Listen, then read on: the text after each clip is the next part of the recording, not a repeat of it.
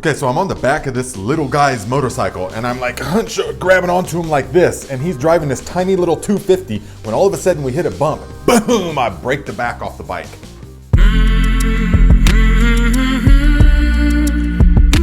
Okay, my friends, here it is, the next installment in the saga. So we've got an action-packed one for you today. But first, why don't you take a second to hit the thumbs up and leave a comment on the video, because we want to try and get us another one of these, except for this channel. So let us get on with it. So we are currently in Vietnam, and we are doing the fast-paced tourist kind of traveling. We got one thing on to the next, to the next. We're seeing so much is happening, so many experiences. So we are in Vietnam and we decide to reference the guidebook. You remember this from previous many moons ago?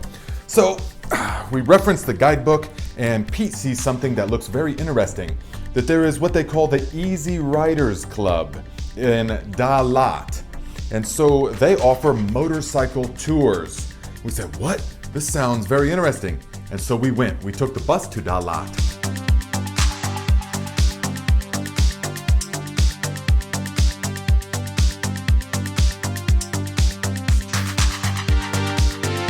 Now on the bus, we met some friends, some more foreign backpackers, and we all had the same guidebook, and so we referenced the same area, yes? And we said, hey, this looks like a good backpackers hangout, so let's go have a meal.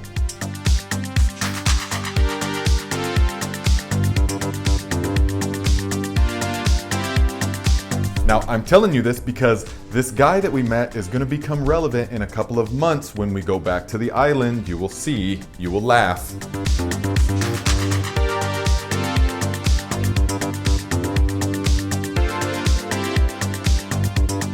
And because Vietnam had French influence for a long time, well, more than influence, but it's French influence, and so there is wonderful French baguettes. It's these nice soft baguettes with a crispy outside, and they fill it with vegetables and different kinds of stuff. So delicious.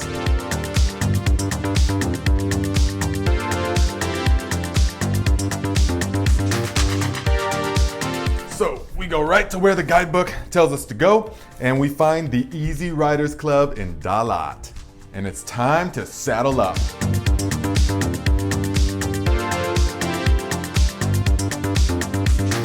So guys, I had no idea exactly what I was in for, but I just knew Pete wanted to do it, and that's what we were gonna do, because I wanted to do what would make him happy, because that would make me happy. And so then I see the person whose bike I'm going to ride on. Now, you have to take note that in American culture, I've been riding motorcycles my whole life, since I was 8 years old. And so, and I've had street motorcycles, I got a Harley now and stuff. And in American culture, we don't ride on the back of other guys' motorcycles. It's just not part of the culture. It's just not something that we do. And so when I saw the bike and the guy that I was gonna ride with, I thought, oh no, how is this gonna work? I mean, I'm like double this guy's size, and this bike is a 250. It's like a little Honda Rebel. And so we just, all right, well, we gotta go with it. We're just going with it, so saddle up.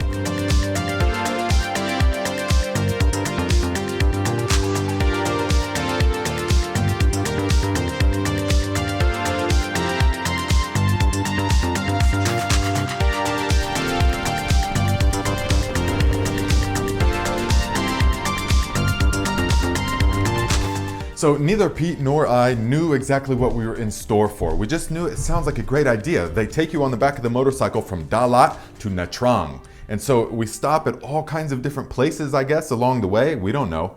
But immediately we could tell this was gonna be awesome, because we get to see the intricate workings of certain industries, things that you would never get to see otherwise. Like, for example, straight away we pull over and we see all these greenhouses where they're growing these beautiful flowers.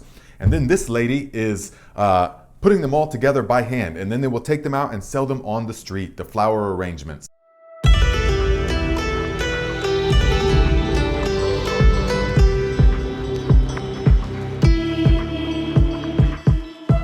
Then we moved on and we got to see how this certain type of rice liquor is made. They took all the rice and they sort of boil it together into this mash, and then they have a distiller, and then it's a big long process, but then they let us try some.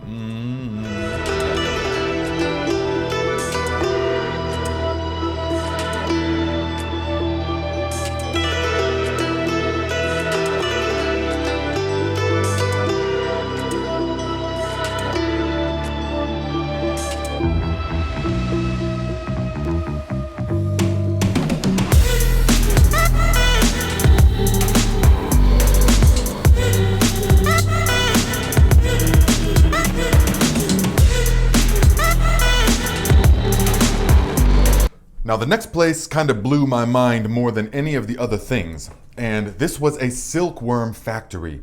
So you always hear the term silkworm, but I never understood that that's exactly what they mean by silkworm. And so they cultivate these worms, these caterpillars, and the caterpillar spins a cocoon, and then that is the thread of silk. And so then they have these machines that they pull apart and they soak them, and then they take apart each strand of silk and then weave it together into these beautiful tapestries.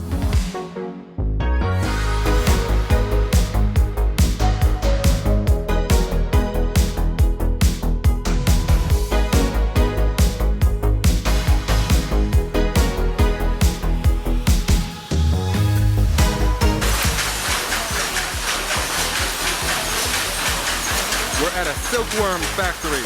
They're showing us how they make silk. What an amazing operation. These are all the silk cocoons. Right. They make 1 kilo silk. Okay. 1 kilo.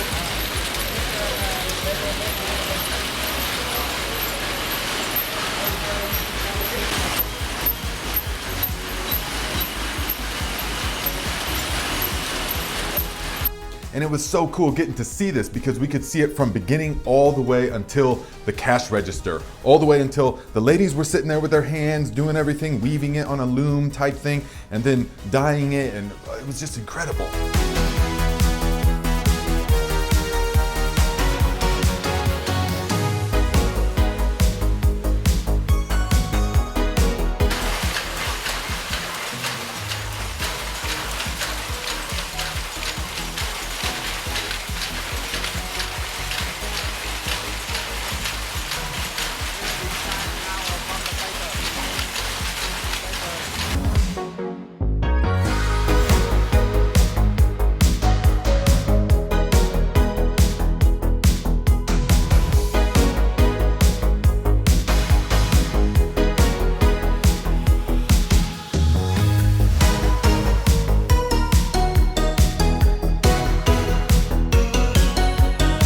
Guys, when you travel through Southeast Asia and Asia in general and India especially, you see that symbols have been used for thousands of years and they can have all different kinds of meaning. So you see the swastika all over the place, and originally it is a symbol of good luck and prosperity before it was hijacked.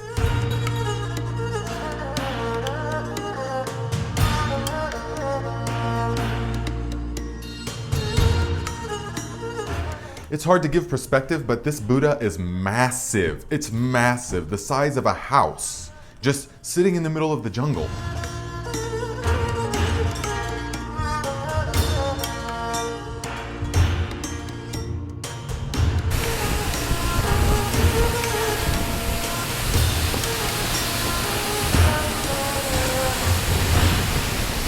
So guys, when you're traveling in a foreign land, especially a place as diverse as Asia and Southeast Asia, and you see all the food, and being a Western person that didn't grow up in the culture or speak the language, you kind of just order what looks vaguely familiar. Okay, there's like rice and some kind of meat thing, so you point to that, you know, and it generally works, and you get good food. It's still a wonderful experience.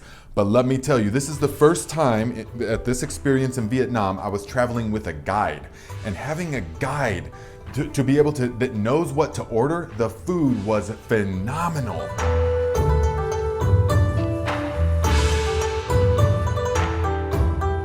And so each place we went, we would just have him order for us, and we paid for everything. Oh, no problem, we got it. It's like $10 or $20 for the whole meal, all of us to eat, and it's so delicious. They know exactly what to order.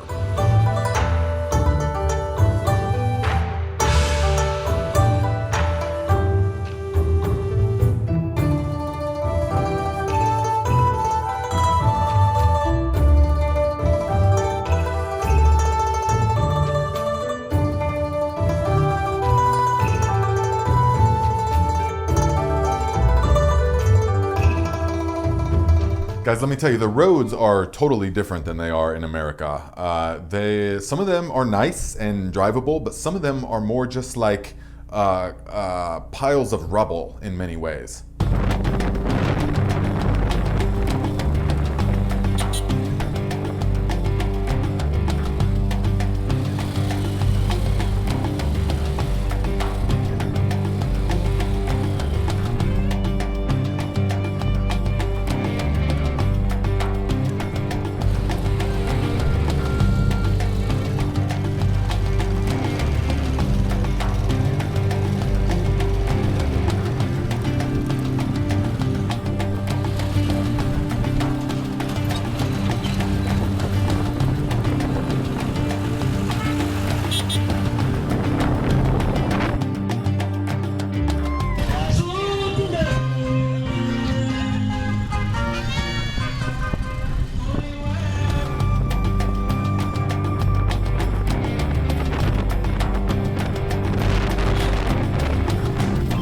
Something I love about Southeast Asia is how they just make it work. They just make do. Like this bridge, for example, made out of little twigs.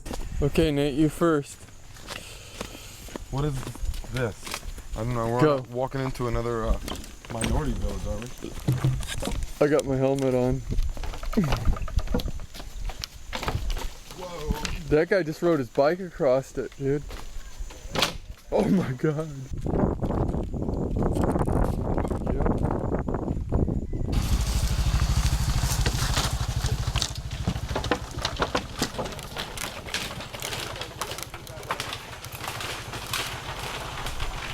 There's Nick down there. I told you there was nothing to worry about. Still, that guy and his motorbike don't weigh as much as I do. Okay, so I'm on the back of this little guy's motorcycle and I'm like grabbing onto him like this, and he's driving this tiny little 250 when all of a sudden we hit a bump and boom, I break the back off the bike. Wow. So Nate, what just happened? Oh my God. We just hit a bump, you know, one of many bumps, and I was leaning back and all of a sudden, the backrest just snapped off, man. So, wow. Very fast. Very fast, yeah. So I grabbed onto him, I said, whoa, whoa, whoa, whoa. Yeah, and then you keep him. Yeah, I hold on to his shoulders. And now I don't think I'll ever put my back on that again. That was about the end of it. About the end of it. Wow. Because it's already pushing it, a 150 with two big ass dudes on it, full of gear. You know, from China. From China. That's why. Then we were driving by and all of a sudden we seen this guy busting up rocks by hand. And so our guide showed us this. And this guy the process was all done before us. And so we saw the guy choosing the rocks, splitting them, cracking them by hand, and then going on to the next stage. And the next guys were chiseling it roughly away. And then the next one would chisel it more. Then the final one would polish it until you had these beautiful creations made by hand from the rocks right over there.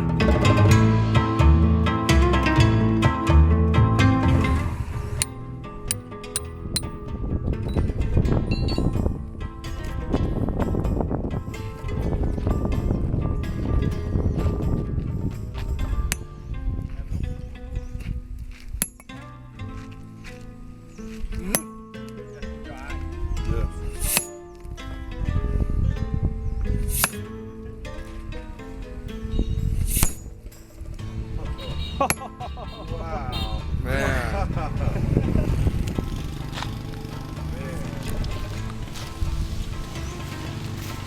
Không biết tao trời phải không? Không biết Việt Nam làm kiểu gì hay quá phải không?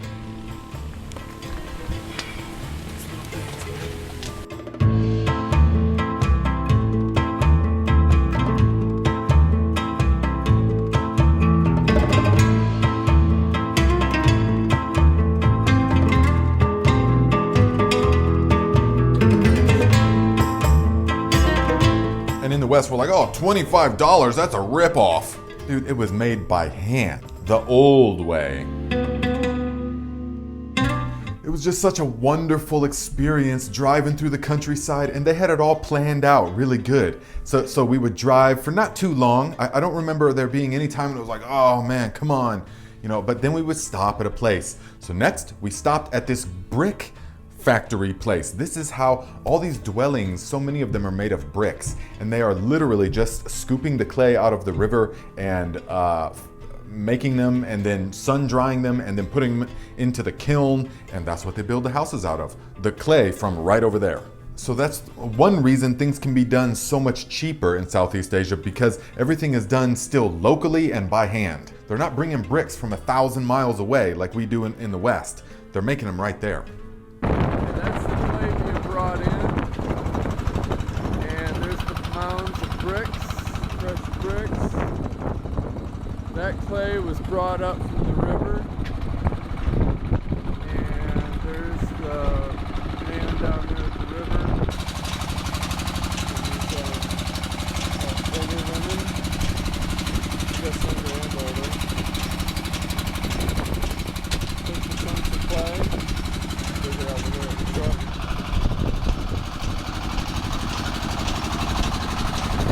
Well,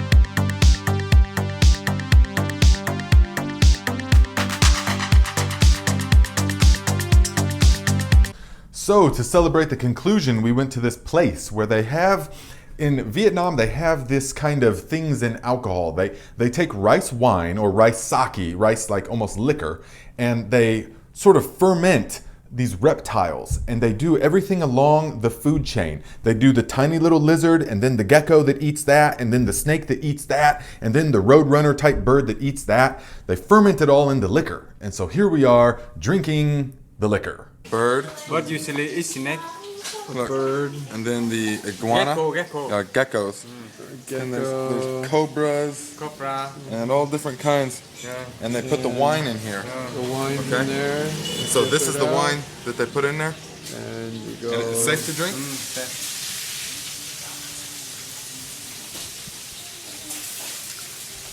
Full power. So in typical Southeast Asian fashion, your perceptions just keep changing and changing, willingly or not. So if riding on the back of a 120-pound man's motorcycle was a shock, little did I know, as soon as that was done, I'd be riding on the back of a 80-pound woman's motorcycle. Stay tuned for next time.